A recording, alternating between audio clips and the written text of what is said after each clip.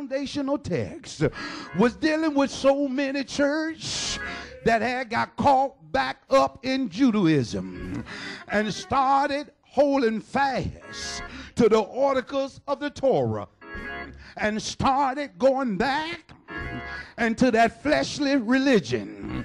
And Paul was trying to say unto them that have you labor in vain? Have the sacrificial offering of God been in vain?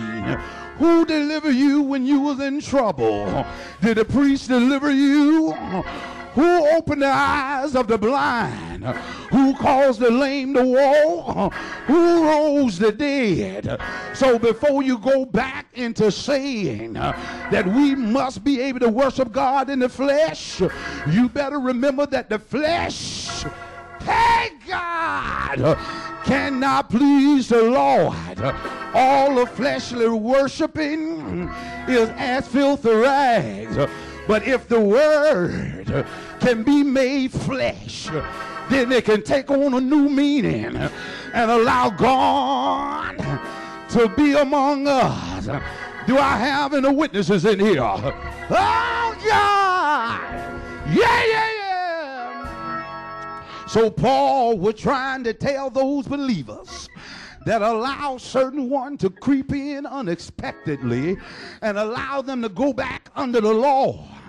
And when they had fallen from grace, they had to go and get a lamb, go and get a turtle dove, or go and get a bullock.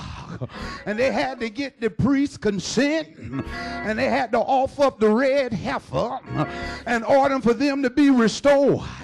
I can't get no help in here. Fatten the pockets of the priest, fatten the pockets of the Leviticus priesthood that was set up, not knowing that God had transitioned. God was no longer was going to take care of physical men, but if they're going to be taken care of, they had to go in the vineyard and work.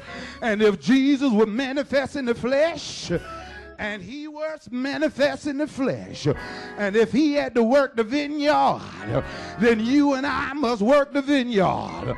Point to your neighbor and say, can you help me?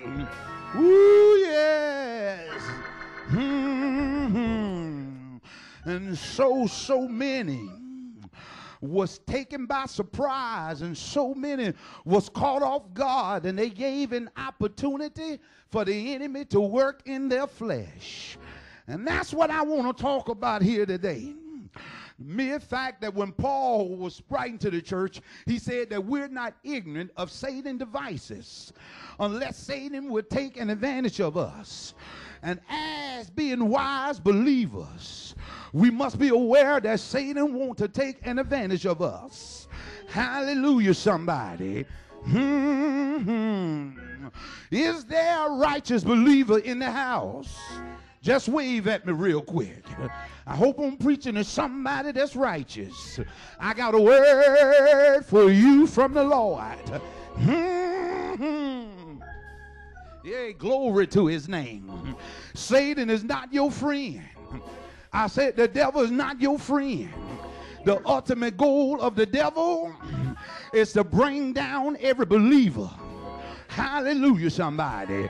And believer must be wise enough to be able to understand who we're wrestling against and who we're fighting against. Flesh and blood is not your battle. I said flesh and blood is not your battle. But we're battling with principalities. We're battling with the ruler of darkness of this